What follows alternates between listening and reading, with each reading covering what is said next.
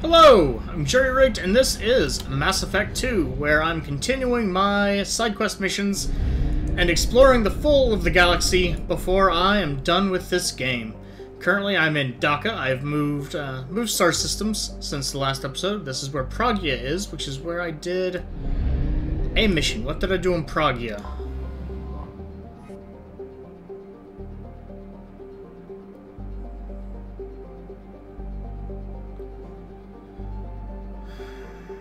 Oh, this is where the Cerberus base was for Jack's mission. Right. I knew it sounded familiar. So, go ahead and get started in here. We have Alkanost. Pretty standard gas giant. And I will go ahead and add in, as I jump from planet to planet, I did do some searching.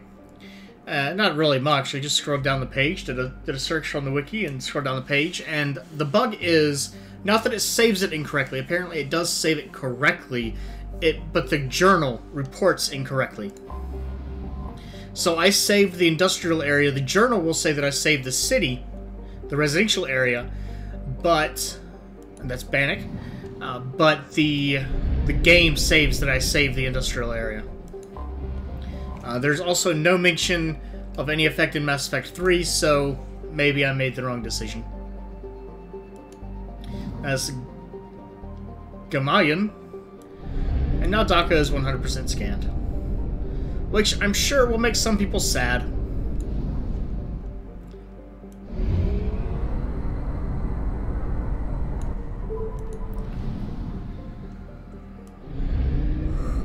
Two systems here.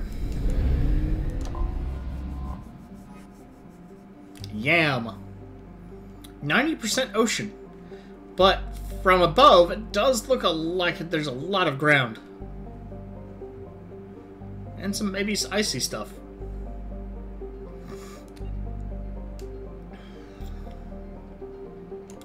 There is a colony here of almost 500,000 people.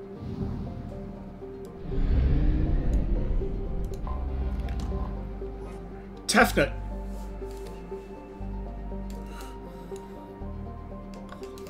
Excuse me.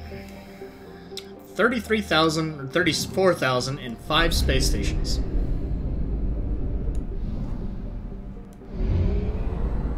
Okay, let's check out Kurtasi. Okay, that's a big star. And I love that I can actually fly through it.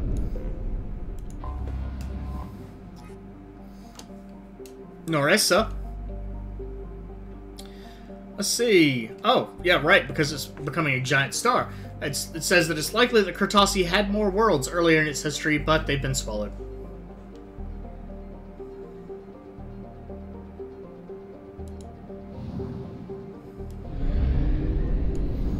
Which finishes this system very quickly with no special anything to do here. No N7 missions or anything like that. Let's go ahead and skip by the fuel depot real quick. I don't need much, but I'll take a little bit.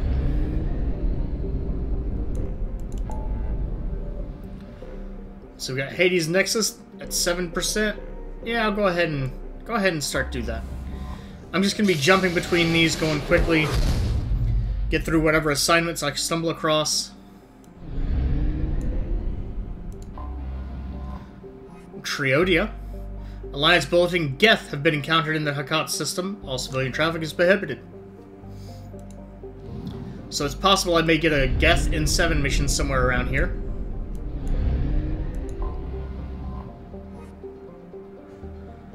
Care.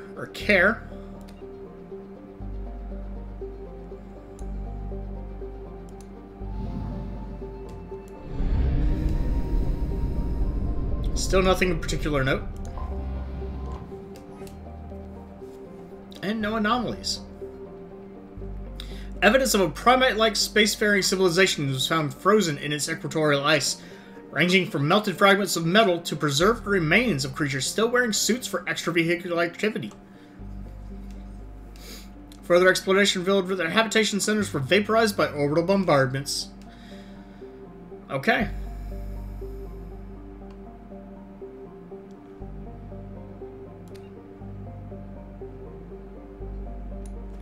This unknown species did not come from Asteria. What did I miss something with Hysteria? Scientific students visited. It's difficult to believe the Kalan is a frozen rock like Borthos and ignore a lush garden world. The world of origin also remains a mystery. Did I miss something? I mean, I glance at these things.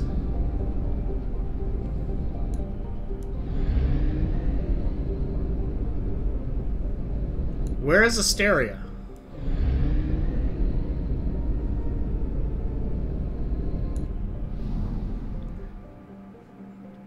I mean, my best guess is that it's going to be in one of these other systems, so I just have to check.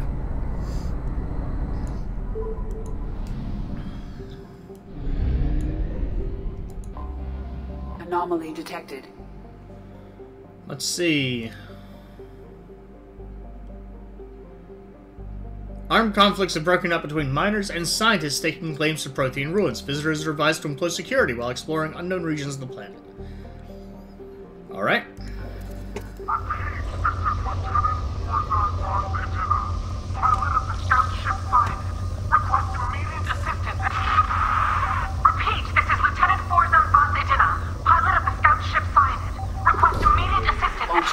Is that a Quarian? I have found something. This is Guy Hinham, by the way. Quarian design specifications. There you go. Identity ship unknown. Number of life forms. A number of life signs detected in vicinity uncertain. Local wildlife may interfere with the accuracy of biological scan.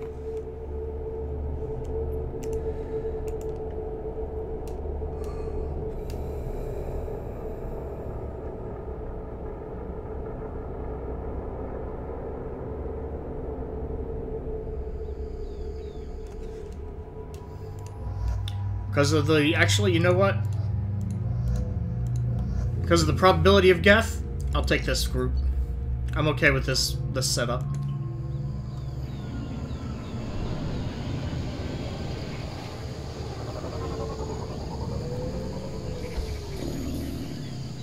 There are Varen.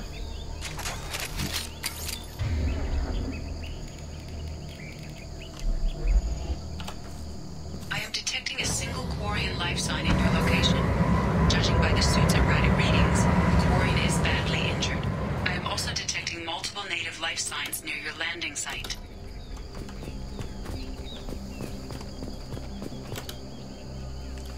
Prince pilot, okay. Forzan Vas Edina of the ship Siniad.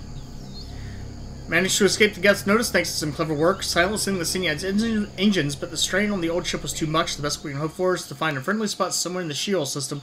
Our reports show that isn't extremely likely. We were nervous scouting this close to the Perseus Veil, and we were right to be. At this point, I'm afraid we may never see the fleet again. With everything the Siniad has been through, it seems like an ignoble end. The first few hours, landing was rough, but we managed to salvage from the wreckage things that we need to survive. Unfortunately, Lieutenant Commander Gorlat didn't make it, leaving me senior officer in charge. We scouted the landscape and found the planet to be extremely hostile. We don't dare remove our environmental suits here. We're all hoping to be rescued before there's any danger of exposure. Missing survivors. I don't know who or what is taking them, but we've now lost more than half of the crew who survived the crash. We hoped to build a camp here to survive the Indena until the Indena found our beacon, but something is hunting us. I have to keep the crew together the best I can. We will send out a search party when the day comes. I'll find my crew, and we will do whatever it takes to return to the Indena. Unfortunately, we may have moved past that point now.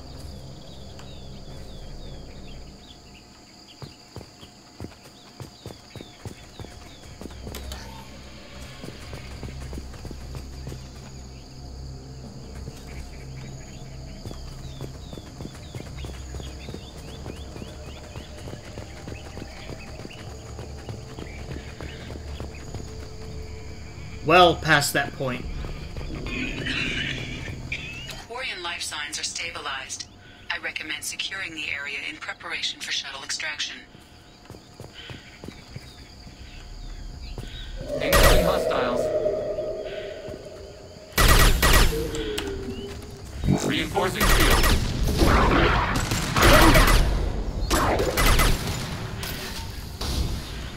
Combat drone ready.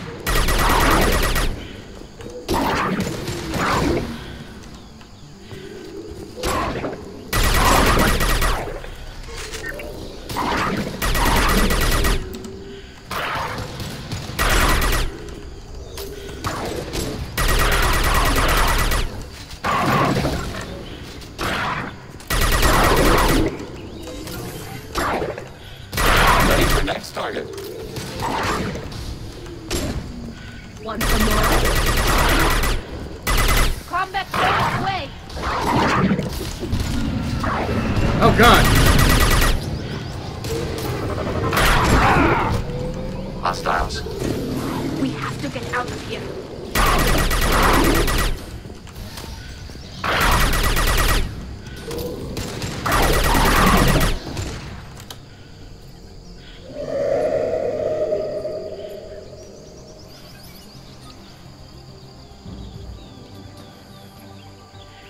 I don't have a shotgun.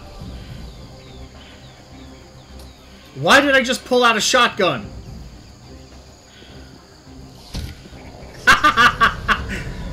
Oh, that's how you do it. Coordinates received. Edina inbound for pickup. You've done us a great service. Expect to hear from the captain.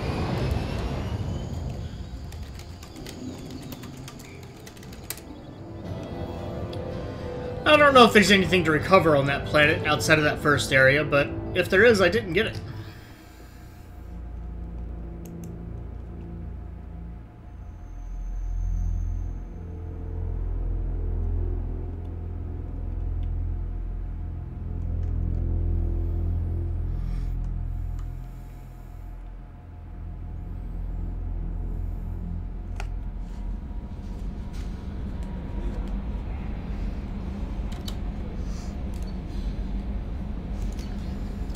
The Siniad, thank you. Captain Isin Mal Vasendina. Please accept my sincere appreciation, etc. Finding and stabilizing, you have returned the flotilla one of her newest and most honored heroes. Therefore, further inquire and search for new homeworld will be remembered. Unfortunately, you're going to go back to your old homeworld, but okay.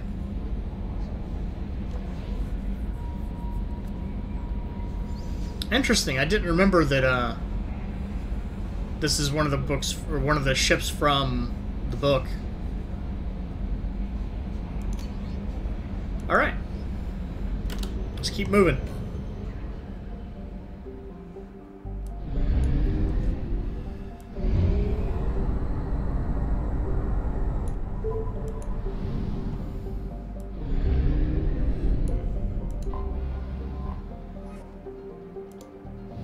That was too fast. Sorry about that.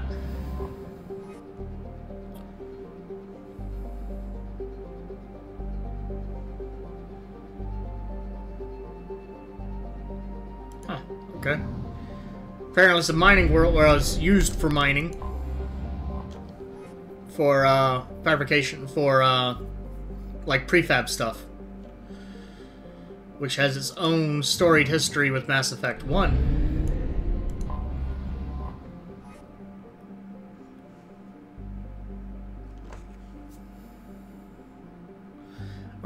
A rock planet encased in frozen oceans, Patsayev is notable for the largest written message ever created by a human being.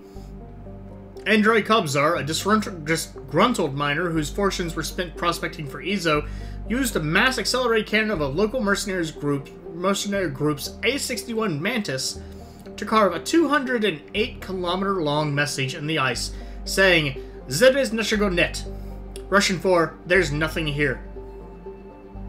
The message can easily be seen from space. Ironically, the message itself, intended to discourage future colonists, now draws small tourist crowds. Also, the other planets that I ignored are Komarov and Dobrovolsky. So apparently Pamyat is a pretty predominantly Russian system. Which is fine. Where is Hoplos? I guess Hoplos is probably the system with, yeah, I think this is the system where Jacob's dad was. We have Trident.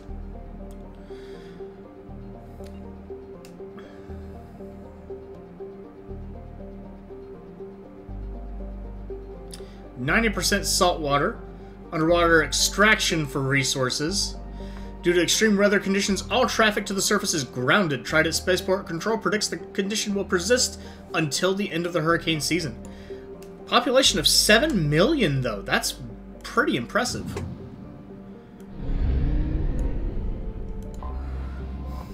We have Makira, a rock planet of no particular distinction.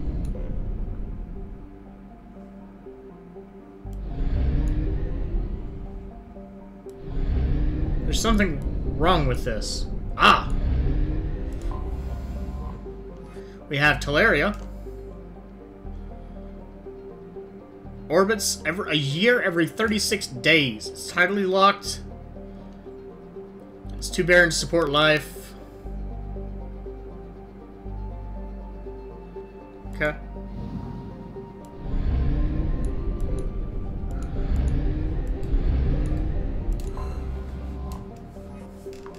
Now, this is interesting. The rings look like they're off kilter. Aegis was the site of an unparalleled cosmic event roughly 1.8 million years ago. An extrasolar body about 200 square kilometers in size was drawn into Aegis's gravity well and struck the Jovian planet, blasting enough dust and material into orbit to create a ring. Okay, that's the ring. An urban legend has grown to this over this event. The story goes that the extrasolar body, usually called a comet, was unaffected by the gravity well of Aegis. If the solar body was unaffected by the gravity well of Aegis, it would have coincided with an orbit of Trident and created an extinction-level event on that planet. Prevailing scientific opinion holds this is an exaggeration at best, but that does make an interesting suggestion. Now, I don't imagine that the Reapers would be so careless as to do that, but they've been defeated before. The one that we got the IFF from was struck by a mass accelerator round so powerful that it blew through the Reaper. So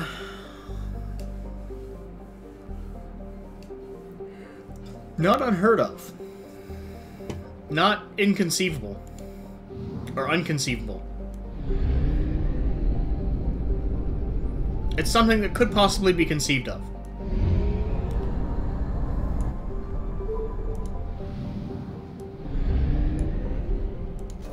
Let's get some fuel and continue on. Nothing too exciting yet.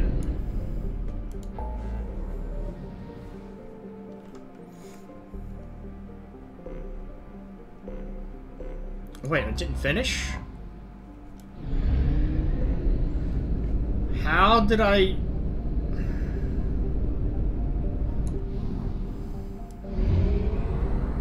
I should have checked that before I moved on. That's my fault, but... what did I miss? Is there something... there is something in the asteroid belt.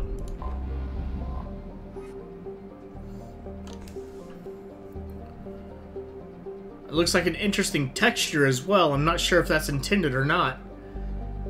Let's see... no, it looks like it's just a dwarf planet with a mining colony.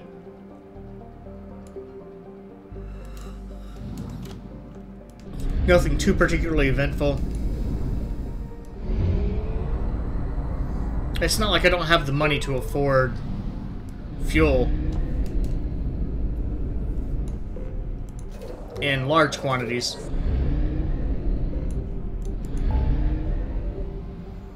So that's done, that's done, that's done. Let's go ahead and go to Calliston Rift, I think. You know what, let's go to Far Rim. This is where Tally's mission was. Haystrom. I want to call it Festus, and I knew that wasn't right. Maybe we'll find some more Geth stuff. We got Sharum. Once a refueling station for the Quarians. Travel advisory. Most intelligence estimates state that approaching Karum is tantamount to suicide. All civilian traffic prohibited. Population 250 to 500,000 platforms. Occupied 1895, and we're currently in. Are we? Is our year the same as the galactic year? How did that work? I can't remember how the years work. CE is not a human designation, though, I don't think. Largest station, Hell's Hive, Dyna Station. I do believe in the previous game that I did actually mine some of these locations. We have Gotha.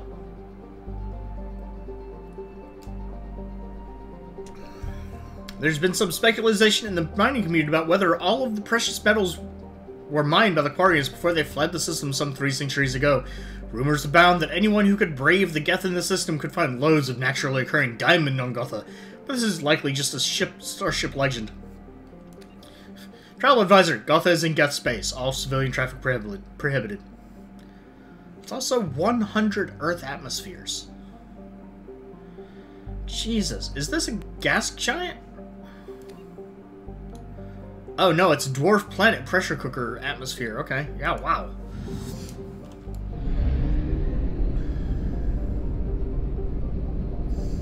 Okay, let's go ahead and get out of the system so I can see where I need to go. We've got Ma'at.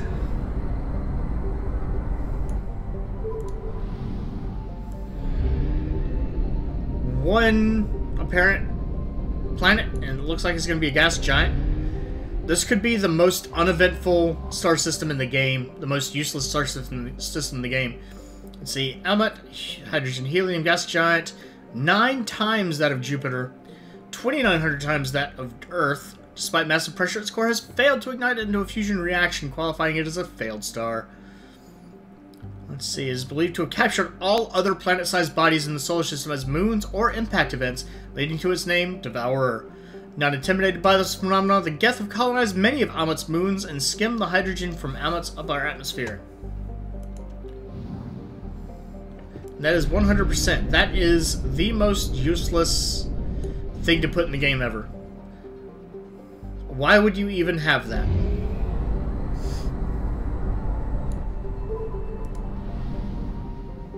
I mean, it does kind of sound cool, but at the same token...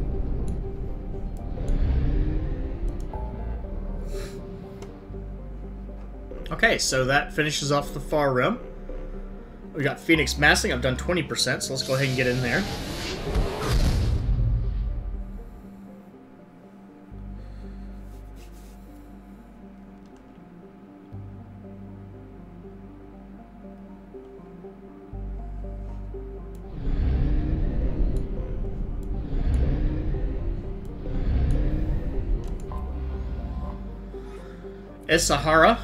Ishasara. Ishasara. There.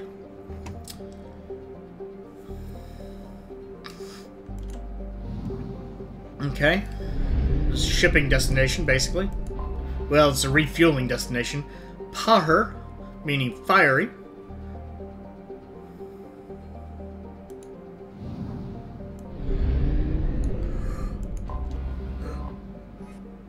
Serapai, ever upward. Has cobalt. I believe it's blue. Okay. I've already finished the Sea of Storms. I need some more fuel just to be absolutely sure. Let's go up to Typhon.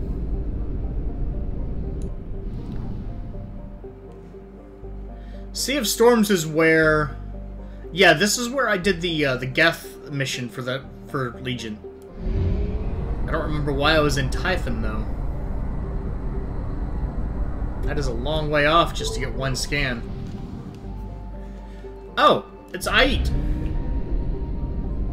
Well, that makes it a much more obvious answer. We have Ponos.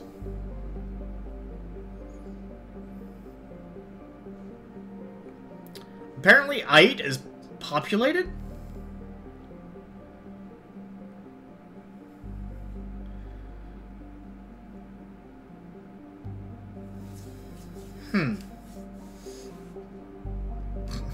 So, Ait had a war.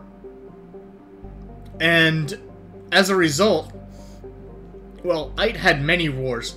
And as a result, the helium-3 refining machinery in orbit of Ponos was destroyed. And so Ait's extraplanetary trade has suffered severely.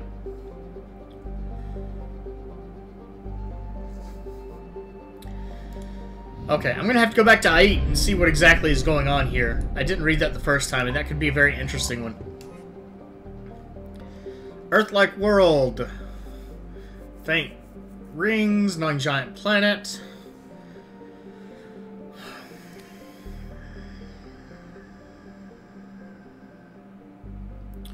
Well, that is unfortunate.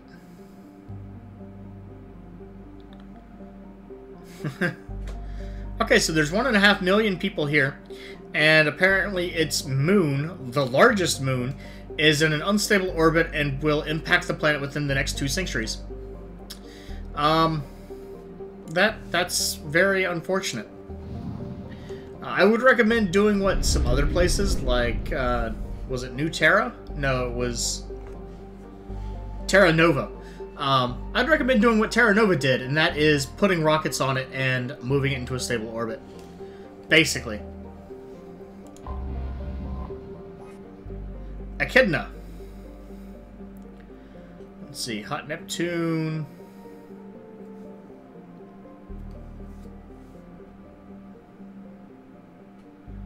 How's that a nose-to-nose different distance when it's this far out in the system?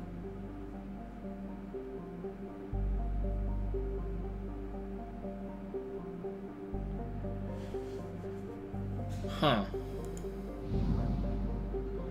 Oh, actually, sorry, I was thinking it was somewhere else. Still, that seems like a fairly reasonable distance away.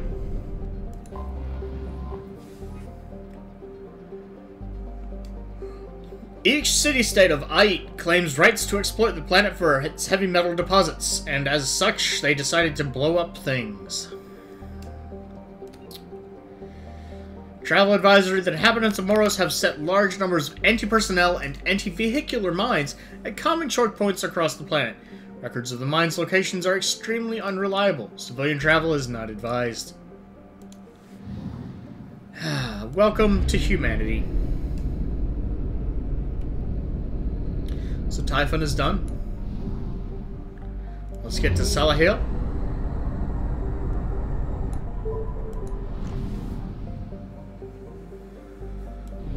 We only have one thing to scan here, apparently. That's Ikuna. First discovered by the Quarians at the turn of the century, so this is a fairly recent discovery. Ikuna is habitable, but a second-tier choice for most PCs. Circling an orange sun, Ikuna averages below freezing temperatures. This led development to colonize the planet's equator, wow, where the climate is tolerable for agriculture. The Quarians, seeking a home world for their own, petitioned the Citadel Council for the right to take over Ikuna, but they had already settled a few 100,000 Quarians on the planet before approaching the Citadel. Seeing this occupation as an illegal act, the Council turned a deaf ear to Quarian pleas and gave the world to the Alcor, who could withstand the high gravity of the world better. The Quarians squatting on the planet were given 1 galactic standard month to leave, at which point their colonies would be bombarded. Seriously? Seriously? Jesus Christ, the Council's full of dicks.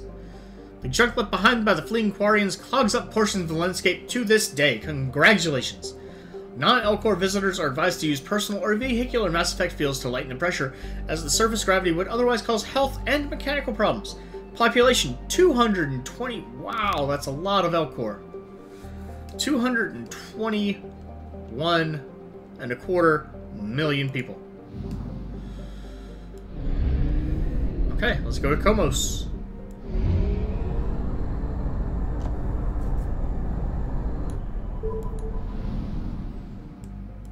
Latesh. Latesh sounds very familiar. Solarian world? It's still winter. Huh. I don't remember what I did on Latesh. Trigestis, gas giant.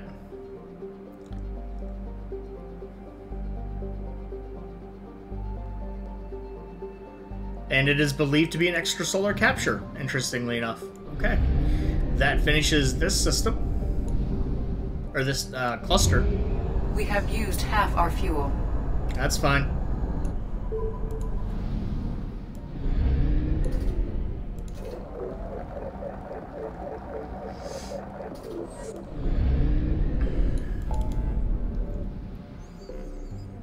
Calliston Rift.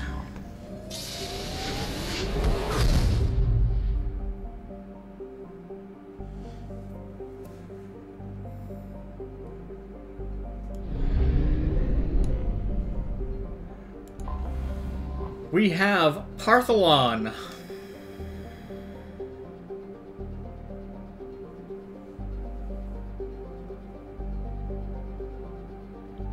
Huh, okay. Calliston does have the distinction of being the planet that was mentioned in the original Mass Effect trailer for where Liara was going to be. Let's see, nothing special here for Aletha. This apparently is a moon. This apparently is the gas giant. Cernonos. Look. The moon is habitable, yep. Okay, so there's definitely going to be a thing on this moon here. I'm going to go ahead up here, because I realized that is a thing. Scan this first for Bress. Rich in lithium.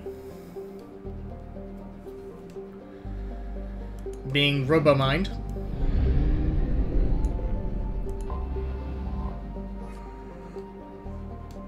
Oh!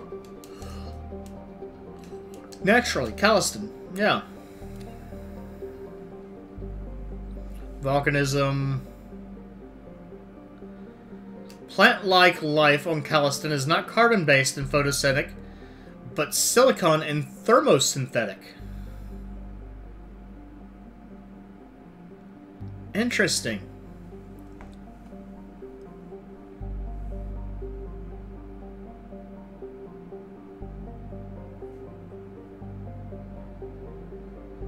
$1.8 billion population, even though it's not really very suitable for life of any form.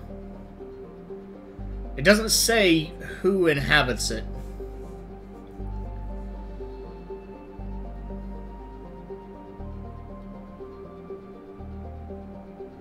Apparently it has EZO, so it's a big mining operation. But 1.8 billion? That's not a mining operation. I guess if CE corresponds with human years, then there's no way this is a human colony. Okay, I've got a lot of systems here though. So let's go ahead and get up and check out Tavala.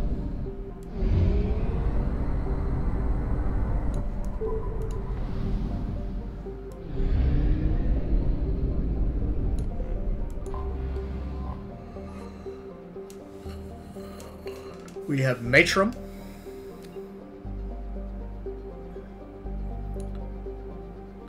It's used by the Turians as a maximum security prison, with temperatures high enough to prevent any escape without an environmental suit, but low enough that construction of additional buildings will not be hindered.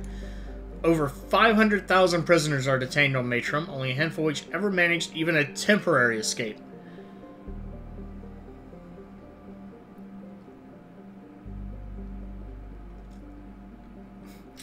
And apparently the staff is only on a 1 or 2 year, or only for a 2-year duty, before they're rotated out to a less stressful prison. Funny.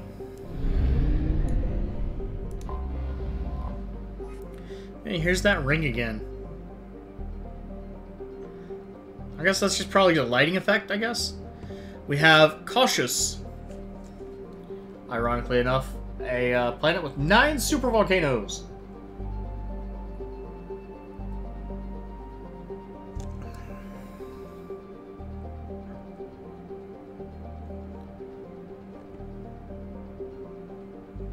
Nothing else too particularly extraordinary about it. Iteris. Large rock planet orbiting an F-class star. Pummeled by radiation, heavy gravity, and tectonic activity. Mostly silicate, without value. Travel is not advised. Anomaly detected. Ah, Titus. Unregistered starships have been spotted in the vicinity of Titus. Civilian travel is not recommended.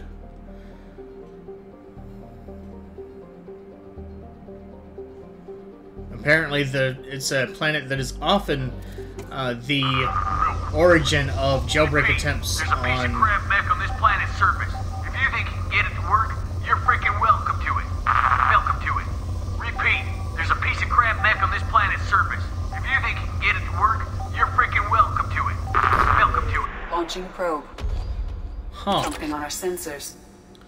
Service scans detect one Ymir heavy mech signature matching an unknown, possibly pirate registration. Mech appears to be disabled, but broadcasting a looping message. The message does not appear to be a distress signal. Resource scans contain large quantities of mineral resources available, but obscured behind walls of dense stone. Curious.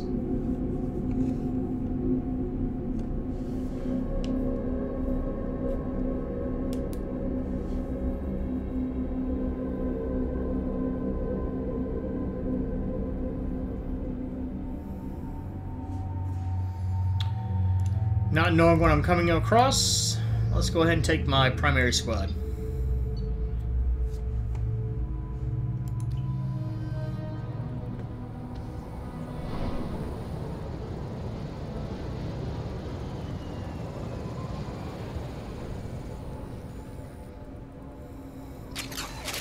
I am detecting a large supply of resources buried deep within the canyon walls.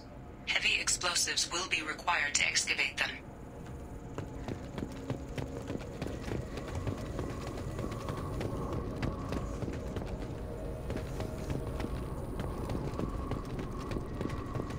Curious.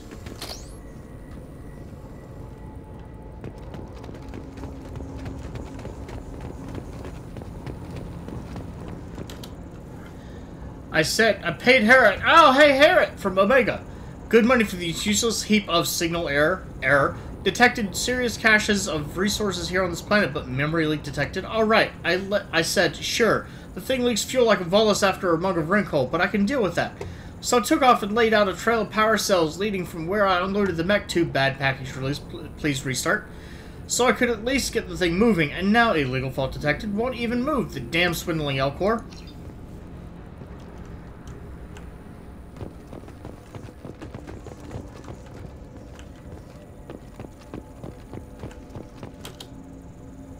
Piece of shit, signal error.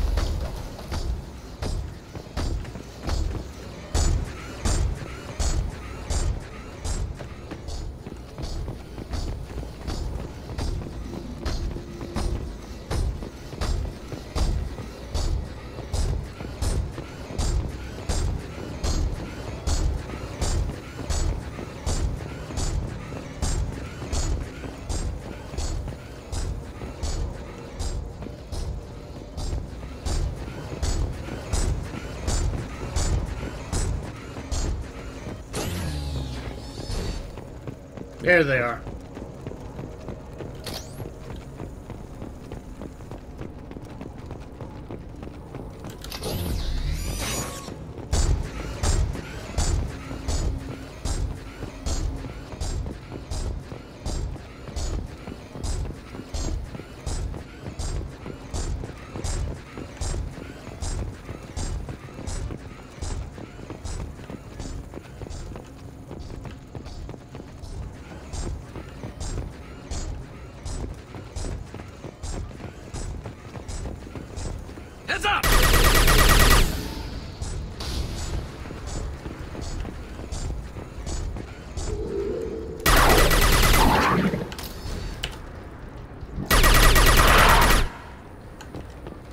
Guys! Why are you running away?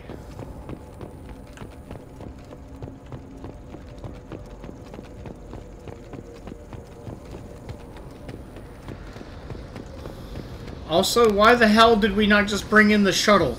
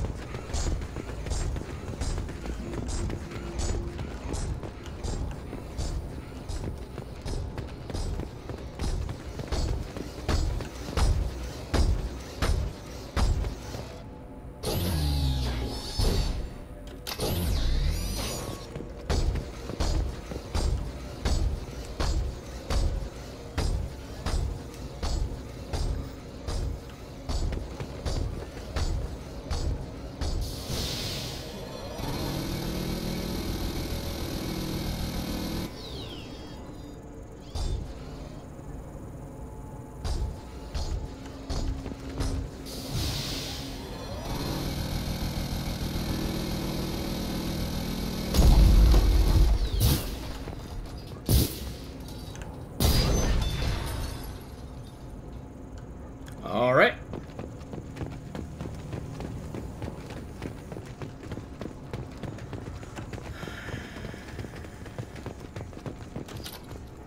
$5,000 platinum. Yep, that's it.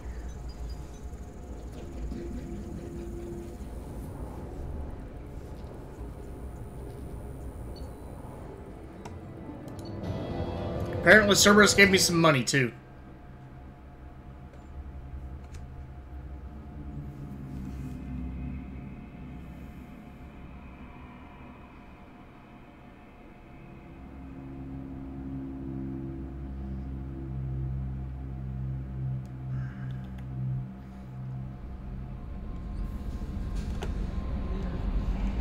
Alright, any email?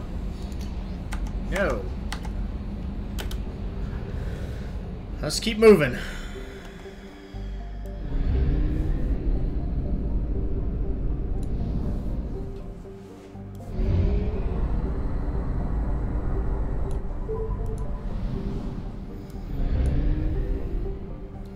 There's another moon. Thrivaldi? Travel advisory. Recent attacks by pirates have targeted Thrivaldi's refueling station. Authorities list the perpetrators as at large. Travel is not recommended.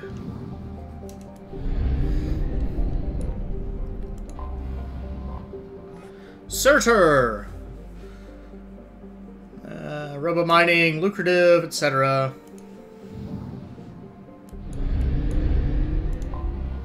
I have detected an anomaly. Let's see. Centaur's moon used for many generations to monitor its parent star Solvig.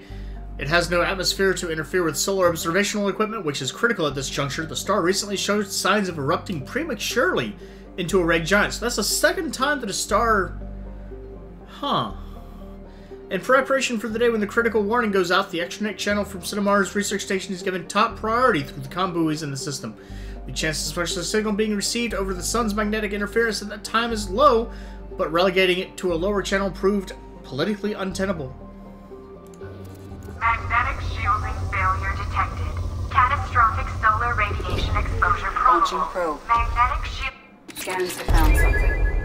Let's see. Planetary scans indicate the Centaur colony is vulnerable to its sun's hazardous solar flares. Malfunction detected in colony's magnetic shield. Shield must be reactivated to avoid exposing colony to unstable solar activity and potential annihilation.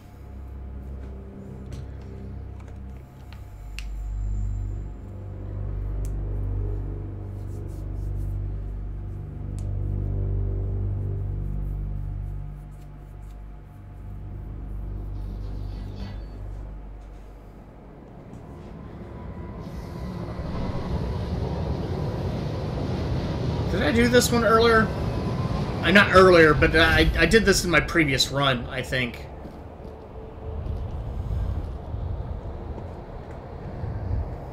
No, maybe not. No, I did. I don't even have anyone with me.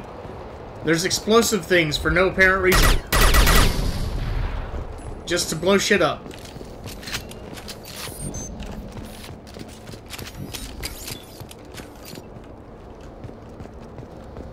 That's really supposed to stop anything? Okay.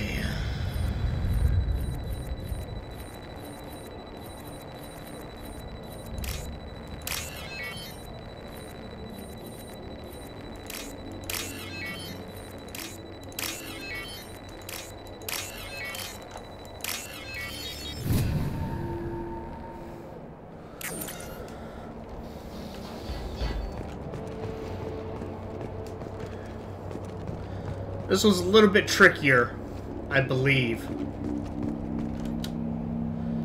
Generator is offline, okay. That's the generator. That's the cooling unit.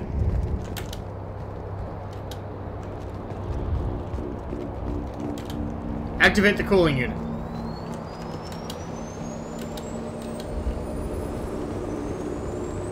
Activate the generator.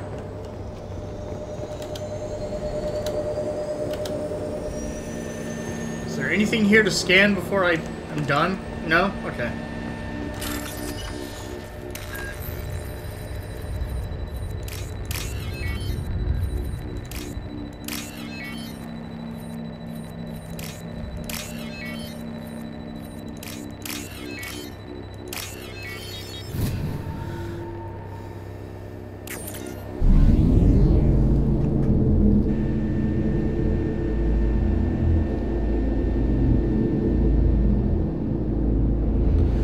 Shield has been reactivated.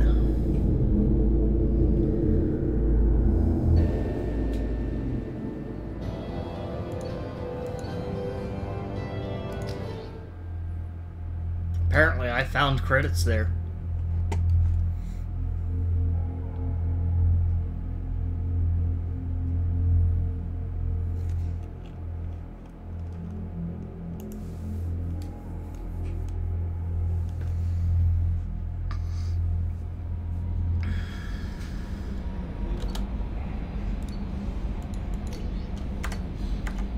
Not even a thank you. Not even a thank you.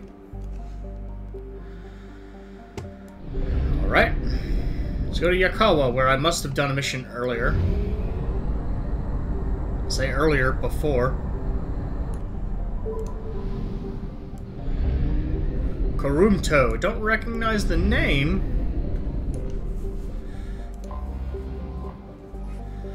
Nambu!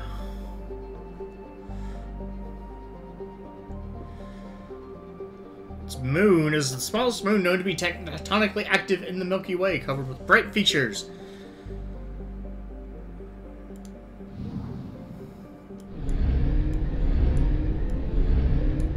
Aha! Of course it went the wrong way because I didn't quite click it. Sakata! Let's see, Venusian hothouse. Yeah, nothing too particularly important there. Maskawa.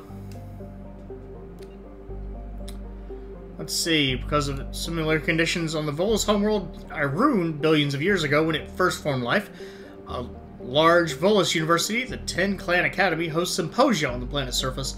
Unfortunately, despite their security precautions, pirates, organ leggers, and slavers throughout the Terminus systems have learned that kidnapped students and professors are a source of easy money.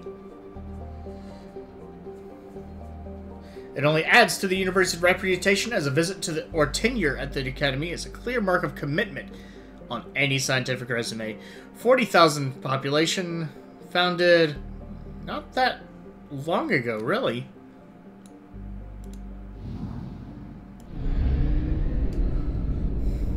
Oh, now that is an interesting set of rings there. You can barely see them. Kobayashi! Oh, hey. I actually mentioned something named after you the other day. Actually, I guess today, but...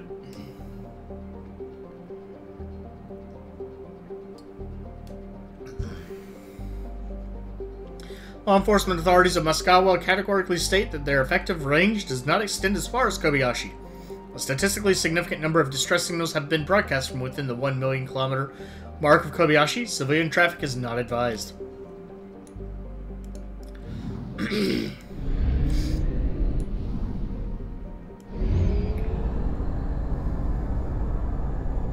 Only half our fuel remains. Oh, there's only one way to fix that. That's not true. There's multiple ways to fix that. We have draining.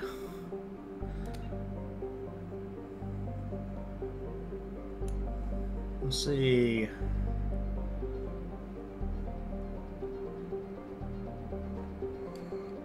Okay. Nothing too spectacular, but interesting a little bit.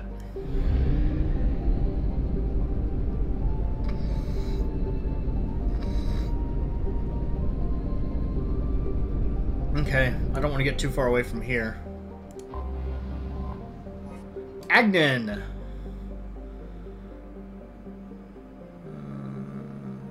Nothing too fancy there. Shasu!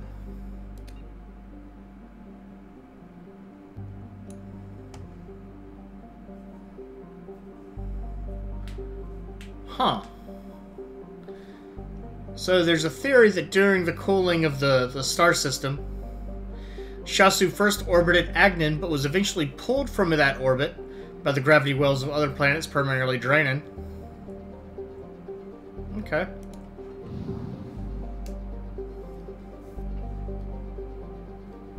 Which, I mean, that can happen. So, not too far out there. Alformus. Alliance Advisory. Alformus is not considered vital to the stability of the Acer system. Civilians working on the Helium-3 platform should not expect Alliance military intervention in case of kidnapping or other violence. That's harsh. Sheer. Let's see, it's a rock. Okay, good mining place.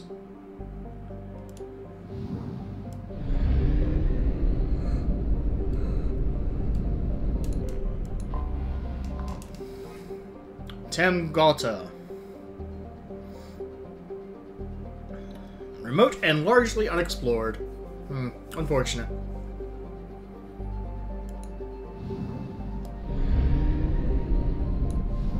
Let's go ahead and get back and finish up this star cluster. Nebula. Etc.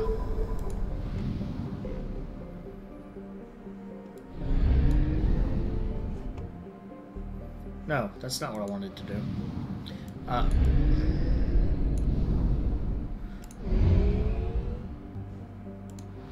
Just as a matter of convenience.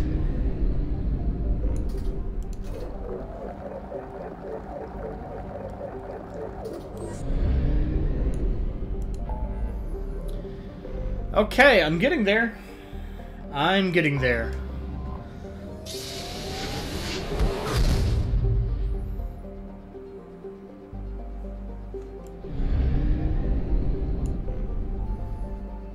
Chandrasekhar.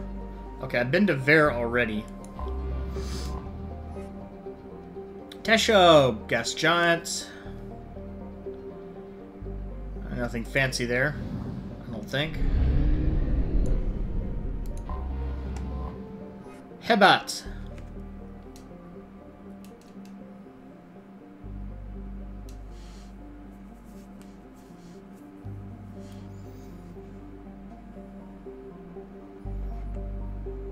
Okay, so there's a Chinese exo mining company that set up a fuel depot at Hebat for interesting for other purposes, or well, to fuel their ships. Really, I mean, not other purposes, I guess, but you get the idea.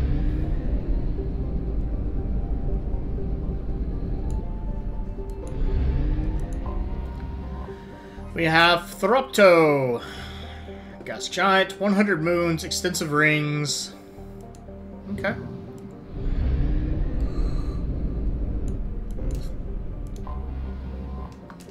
Ow. Clindagon. Clindagon's very familiar. What was the deal with Clind... Oh, Clindagon has the Great Rift.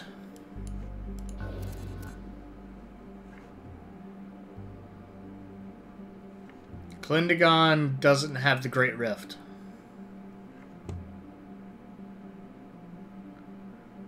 Seriously? Look, I'm fairly certain.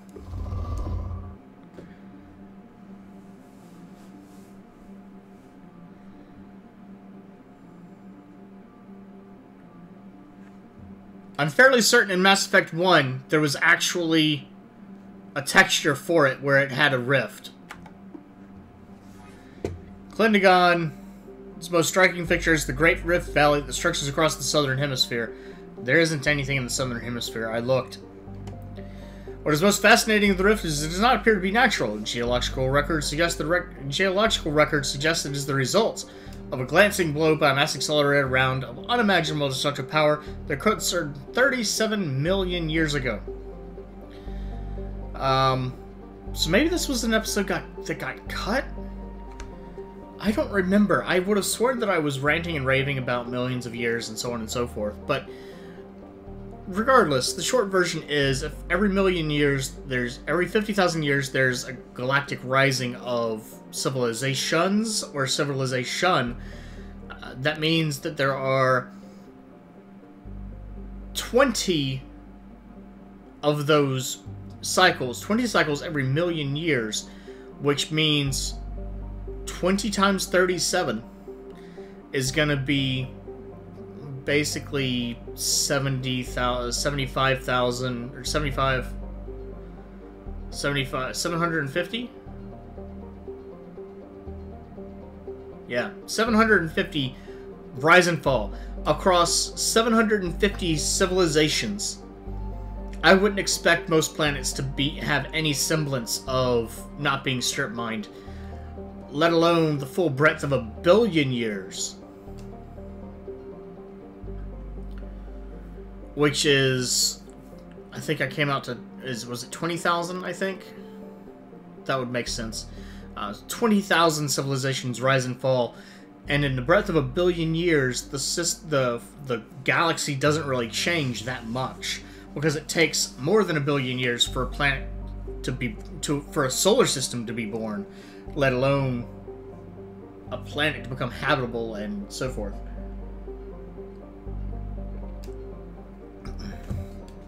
So I guess that's probably a repeat of something. I don't even remember what episode that was in. I thought I was looking at Clindagon because I was talking about the Great Rift and some other things, but maybe I wasn't. I don't remember now. I feel bad about my memory. This is Tamahera.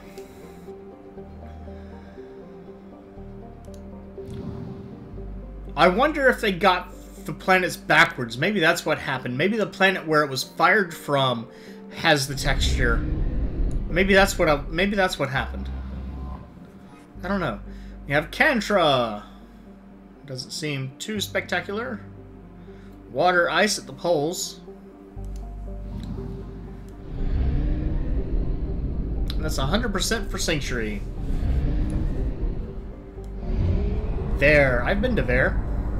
I've been Ver. Haha. That's a terrible joke. I know. I know. I'm sorry.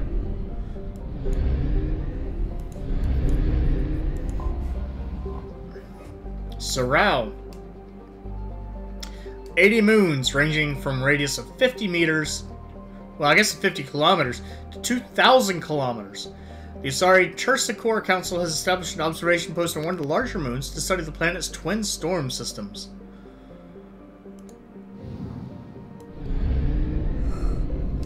Korang was something. And we have Alisa, ice giant with a high concentration of water, ammonia, and methane. Interesting. More interesting, in my opinion, is that the clouds actually are rippling a little bit, but that is just a texture effect. It's not actually... It would be so awesome if that was an actual, like... rendering effect. Like sand or something like that. Oh, we've got another moon here. Also want to check out this asteroid belt, just in case. Okay. Mnemosyne.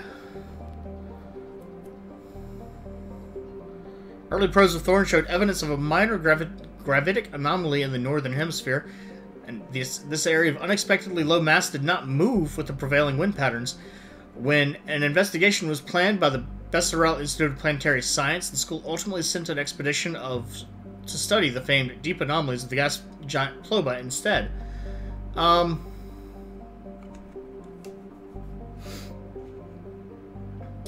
I would wonder if that is another Reaper. There's a little spot right there that's a little peculiar. There's no anomaly here. There's nothing we can really do about it.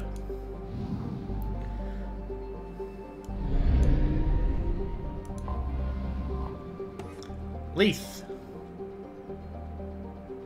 Let's see. Largest moon on Mnemosyne. It's approximately the size of Earth. Overall density is low, meaning not very many viable minerals. It's tidally locked to Mnemosyne. One hemisphere is bathed in the brown dwarf's heat and dim red light.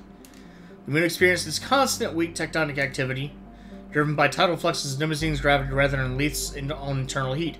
Several large, ancient volcanoes release wide-ranging flows of molten silicate, but apparently there is nothing of particular interest here. Let's get to Schwarzschild, which is not as far away as I thought it would be. Fuel at 1/2 capacity. Apparently has four points of interest. I still find that interesting down there at the bottom of the screen. There's the little overlay of my heads-up map of the galaxy. We have Linosa, hydrogen-helium gas giant. Huh. And now, let's see. It is surrounded by several thin rings of debris. Analysis of this debris has been difficult due to its extreme age and fragility, but several apparently nano-manufactured materials have been identified. The leading theory is the inhabitants of Atomis mined the atmosphere for helium-3. Now, wait a minute. What's this about Atomis?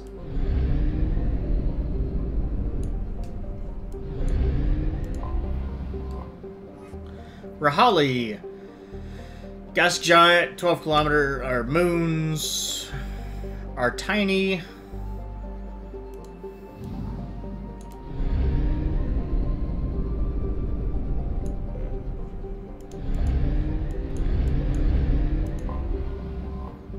Atomis. Superterrestrial world, a third larger than Earth. It is in a post-garden state that clearly shows evidence of attack from space. While now waters, the shores of the former oceans show patterns of cratering too regular to be anything but saturation bombardments by Dreadnought-class kinetic weapons. Although it is unclear how, most of the atmosphere has been lost, possibly due to the Dreadnought-class kinetic weapons. Maybe not. Archaeologists have found little of note. It appears that all settled regions were touched by the global bombardment.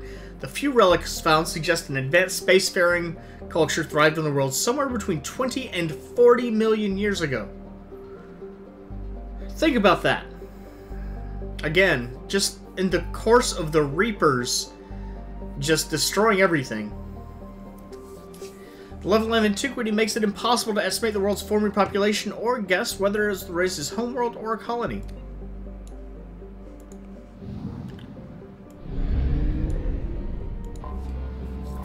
How can people not accept that there's, or maybe even, I mean, do they just not want to believe it?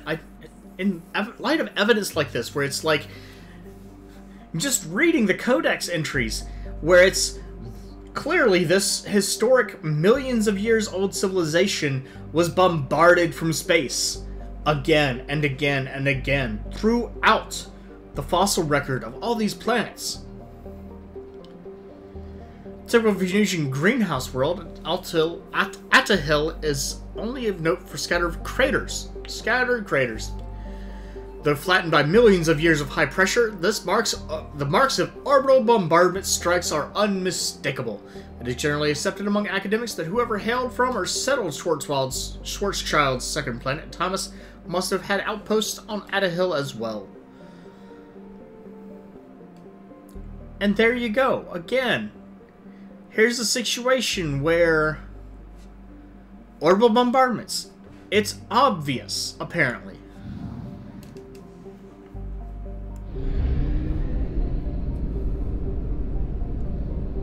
And we're talking about specific extinction events throughout history. Throughout far and recent history. Actually, I find it slightly more ironic that we don't have more evidence of it happening to the Protheans. Which, honestly, I consider that kind of bad writing. But, again, I have this whole weird thing with the whole... how many planets there are and the actual math of how this would work or wouldn't work, as it were. Is there anything in this little pocket? I know there's this one, and I've already done this one. So I've gotten this whole region pretty well. I'll go ahead and finish Rosetta, and that's probably going to be it for this episode. Unfortunately, that means I have at least one more episode after this. Enoch is finished, okay. Let's go to Alpha Draconis, where I must have already gone for something else.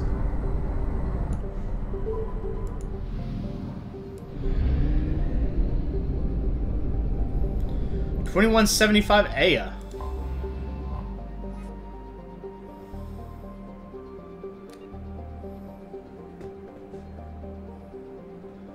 This must have been a, this must have been one of the Firewalker planets. 2175 AR2. Still unnamed. Hydrogen-helium gas giant with 21 moon-sized objects. Okay. Then we have Phi Cleo.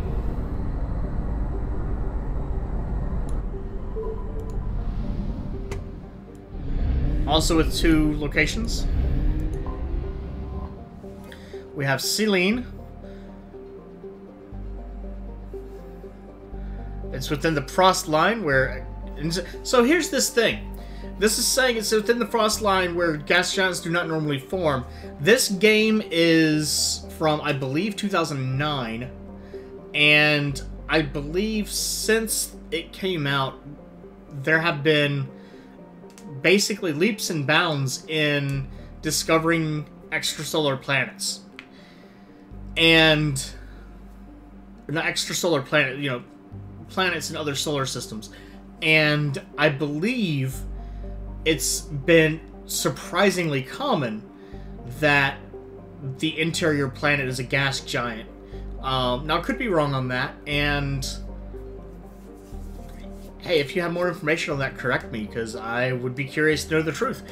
But it would just be funny to me that, oh, hey, there's all this, you know, here's what we know about science, and then 8 years later, flip it over on its head.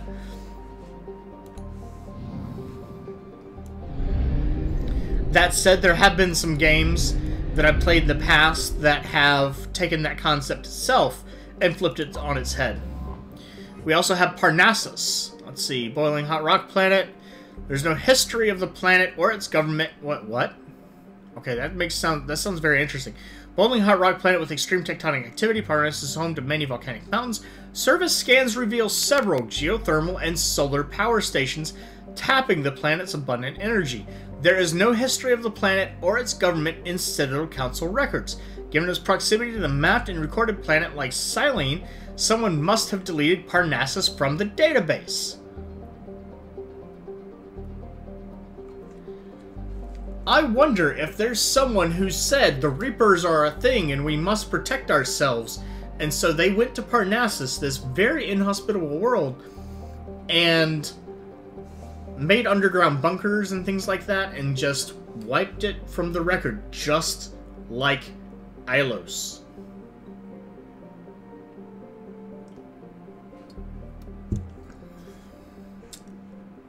That's my theory. That's my theory. I'm already done with this system. I'll go ahead and do another one. I also forget what I was saying, so that's unfortunate. Let's refuel.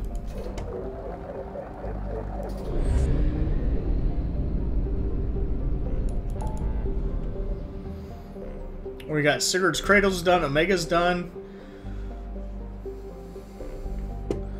Valhalla and Threshold? Sure.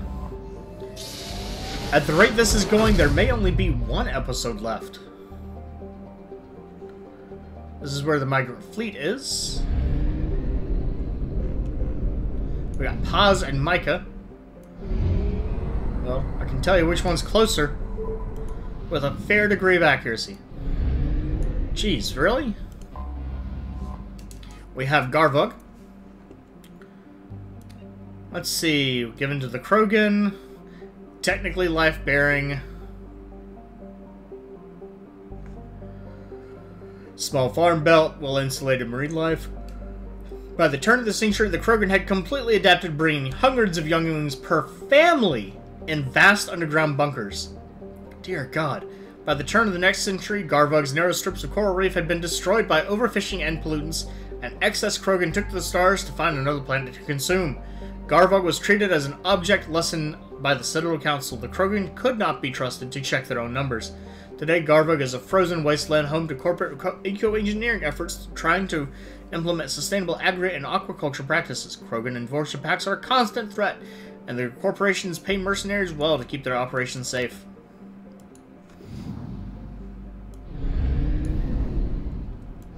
Look, I get the Krogan are dangerous, but I can't remember what it's actually called. Oh, hey. Oh, there's 2. 3. I don't see any others. Kakabel, second asteroid in the system formed around an Ezo core. It's a carbonaceous asteroid beneath the surface of liquid water, some amino acids, which, again, there's been a recent scientific find on a dwarf planet in our asteroid belt, I believe, that has organic compounds on the surface that were likely not deposited by an impact event. The surface is pitted and scarred with strip mining stations where Quarians took as much Ezo as possible before moving on.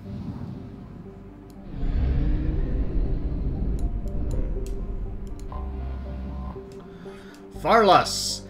One of a trio of asteroids formed around an Ezo core, Farlus is easiest to mine for low-yield Ezo.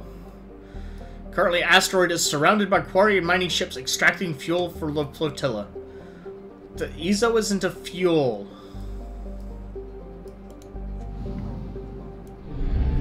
That's weird. I mean, it's not. Alohi! Let's see, the comet will come on its orbit of 70 galactic standard years, travel so close to the giant that it is predicted to be captured as a moon. Dozens of space probes from around the galaxy have been launched into the Raheel system to record this moment. Alohi is within the frost line, so they believe it's an extrasolar capture. Travel advisory, statistically significant number of distress signals has come from the 1 million kilometer mark around Alohi. Pirates are believed to be working in the area. In-person tourism is not advised.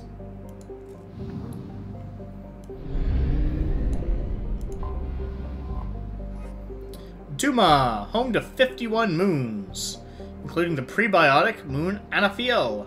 Duma's standard hydrogen, blah blah blah. It's like a sister planet. It's believed to be an extra. So all these extrasolar captures. What are the odds of that? Really? Actually, there's 2 points. There are 2 points that I absolutely must stress in the concept of the formation of this system. If you see this system, you see a sun, you see a gas giant, you see a gas giant, then you see 2 big, thick rings of debris.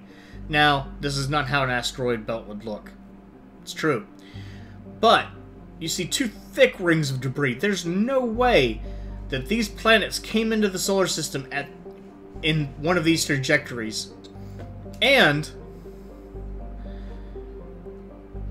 given positionings, I would completely believe these gas giants formed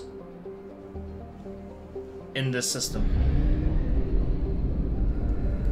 Now, it's fake, so whatever, I don't know, but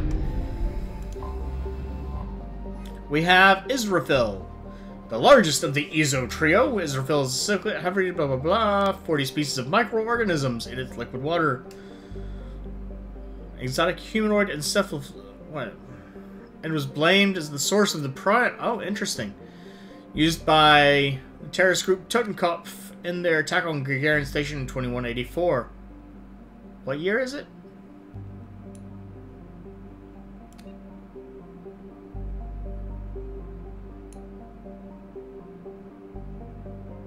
It's like 2186. I think. I thought it was a little bit earlier than that, but I think it is 2186. While many in the scientific community protested that Israfil did not have sufficient atmosphere or evolutionary history to sustain life at the Prion level, the asteroid and its Ezo miners were nevertheless quarantined to reassure the public that the Systems Alliance was taking action. Though no evidence yet has been found. Let's see, they're still monitoring it, just in case. Okay. Is that the other one? How much time am I at? I want to see how much I have left. I'm not sure if I want to push it on a little bit further or leave it at that.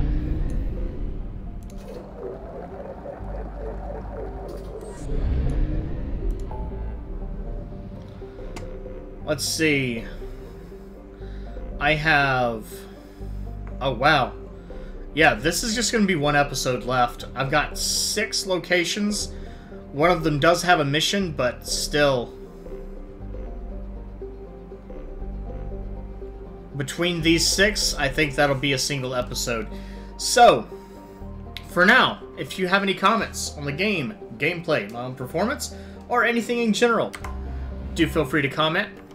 If you enjoyed the video, do please like, and have a good day.